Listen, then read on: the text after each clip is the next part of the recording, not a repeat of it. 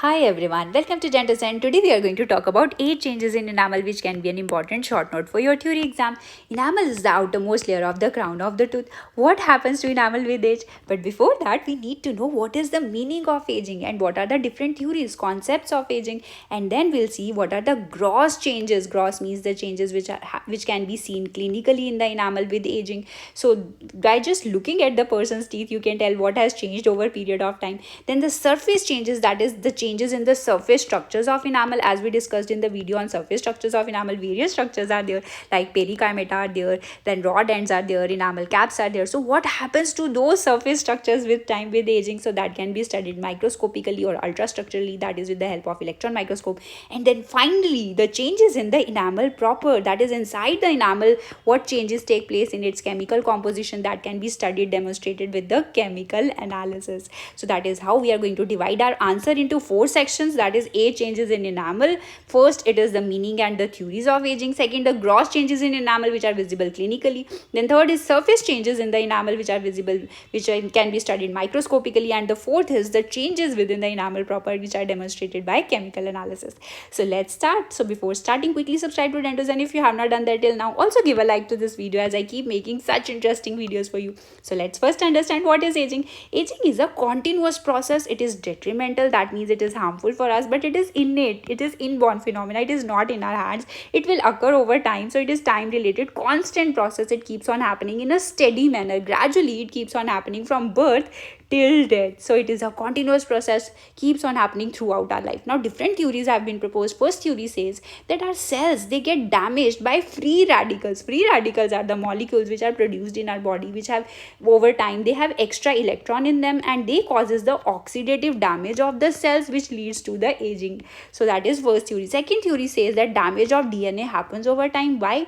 Because the genes which normally repair this DNA and which control the metabolism of DNA, they become faulty over a period of time. With age, they become faulty, they are not able to work properly, and that leads to accumulation of damaged DNA in our body, and that leads to aging.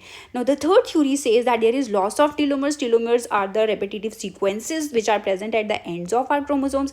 The length of these telomeres shorten with every cell division, and finally there will be no telomeres, and this shortening leads to no cell division, and then there will be aging process. So these are the 3 theories: free radical, DNA damage, and telomere loss. But the drawback of all these theories is that whether they are the cause of aging, that means they are leading to aging, or they are the result of aging, that means they are happening because of the aging process, which can be due to something else. So that is the meaning and theories. Now let's see what are the gross changes that take place in enamel. Enamel is a non-vital tissue. There is no blood supply. Also, it cannot regenerate because the cells which produce enamel, that is ameloblast cells, once they produce enamel, now they are gone, they are not there. So if enamel gets lost, then it will not come back. And enamel gets lost when we do mastication, because the main function is mastication, chewing. So over these surfaces, there is masticatory wear of these tooth surfaces, and that is the most apparent change which is visible clinically. You can see this wearing away of the tooth surfaces, and that is given a special term called attrition. So attrition is the physiological wearing away of the tooth surface that is considered normal aging process. It is due to mastication. Now, where this attrition happens, over which surfaces of the teeth? 2 surfaces. One is the occlusal surface. The occlusal surface is that surface where the teeth contact opposite teeth, where they occlude with opposite teeth. And the second one is the proximal surface. Proximal surfaces are those surfaces of the teeth where they contact with the adjacent teeth and the same arch. So over these 2 surfaces, this wearing happens, this attrition happens. But how do we know that over these 2 surfaces it happens? Now the evidence is given, for example, for the occlusal surface wearing, evidence is given by the loss of vertical dimension. That is, with time there is decrease in this vertical dimension, which tells us that loss has happened over the occlusal surface. Now how we get to know that whether the loss has happened over proximal surface? When we see the proximal contours, there is curvature, normal curvature of these proximal surface, but that contour, that curvature is lost and it becomes flattened, as you can see here. So that also tells us that wear is happening over the proximal surface. So those are the 2 surfaces where attrition occurs. occurs, that is occlusal surface and proximal surface. Now because of wearing, these surfaces become flattened, they appear polished surface, shiny surface, they may be round or angulated, and then these areas are called wear facets, where wearing has taken place. Now another important clinical change, earliest clinical change, is visible in the anterior teeth. Anterior teeth have these three rounded protuberances on their edges in the newly erupted teeth. So these protuberances, which are called mamelons, they are lost with time. That is, these edges become straight, so these mamelons, they are lost, and that is the earliest clinical change. So that is, those are the two gross changes which are seen in enamel with aging. One is attrition and second is the loss of mamelons. Now let's see the surface changes in enamel. Now the surface of the enamel is affected by the environment which is around the enamel, that is, its outer surface is affected, and it leads to the alterations in this enamel surface which can be seen at microscopic level.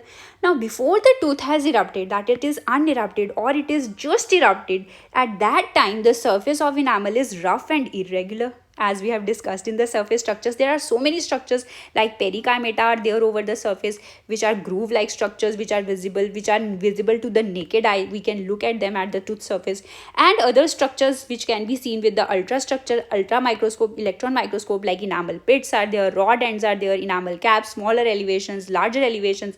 So all these surface structures are there when the tooth is just erupted or it's not erupted. Then what happens after eruption?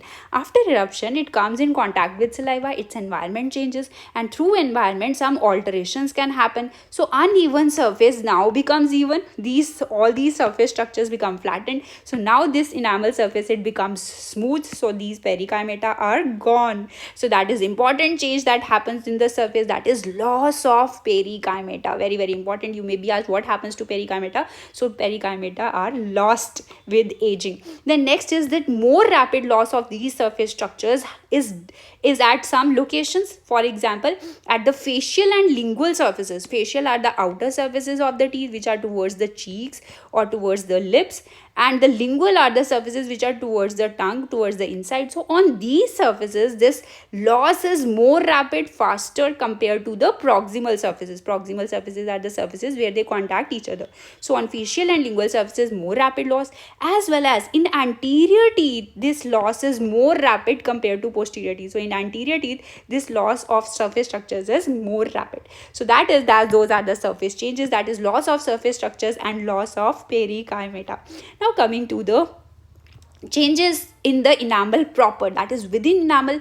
Now these changes are difficult to be noticed microscopically, but with studies it has been shown that with chemical analysis that these changes happen, but still these changes are not well understood. For example, it is not still clear whether the amount of the matrix, as enamel is made up of organic component and inorganic component, so what happens to the organic component matrix, whether it changes, increases or decreases, or it remains unchanged. So there are different opinions by different people, but there is localized increase in the elements like nitrogen and fluoride that has been seen with studies in older teeth. That is, these nitrogen and fluoride goes inside the surface of enamel, and this suggests that continuous uptake of elements keeps on happening in this surface, and because of the changes in this organic structure of enamel, the enamel becomes darker with age. As you can see, normally its color is grayish white in permanent teeth in adult, but it becomes darker with age. Now it is not clear whether this darker color is due to changes in its organic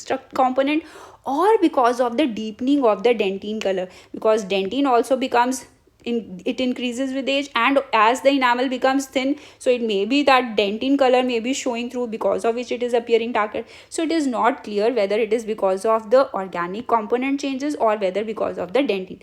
Also, because of these changes, because of this continuous fluoride exchange, there is increased resistance to caries. Very, very important point, that is bacteria.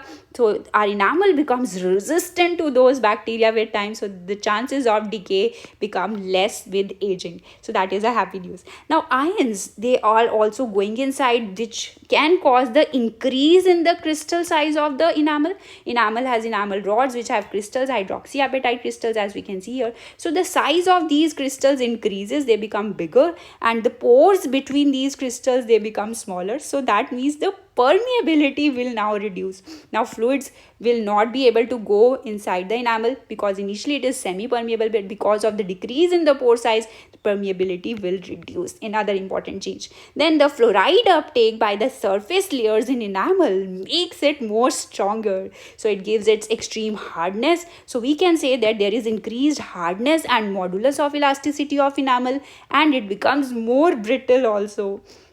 So with continuous fluoride uptake, so the hardness increases, but also it becomes brittle, that is, it can easily fracture. So those are the changes in the enamel proper, that is, it becomes darker due to changes in the organic composition, increased resistance to caries, permeability also reduces, and increased hardness and more brittle. So now let's summarize the 8 changes in enamel. First, the meaning of aging. It is continuous, detrimental, innate, time related process from birth to death. So different theories, free radical theory, DNA damage theory, and telomere loss has been given. So you can write this aging and the theories in all the questions on age changes of oral tissues.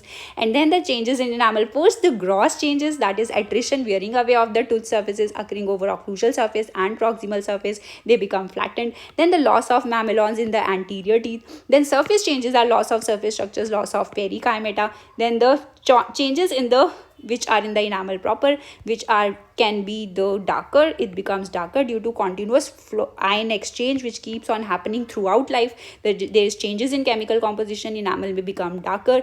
And then there can be increased caries resistance, it becomes more resistant to caries, reduced permeability, then increased hardness and more brittle nature. Now let's check what have you learned. So what happens to the following with aging of enamel? You have to tell what happens to them, whether they increase or decrease. So what is the term? So let's see. First is the perikymata. What happens to them? Then occlusal and proximal surface wear happens. What is the special term given to that? Color of enamel becomes what? Lighter, darker. What? Resistance to caries increases or decreases. Permeability of enamel increases or decreases. And hardness and brittle nature increases or decreases. So that is all for this video. If you really enjoyed the video, do tap on the like button and share this video with your friends. Keep watching, keep learning, and keep smiling. Good luck for your exams. See you in the next video soon. Till then, take care. Bye bye.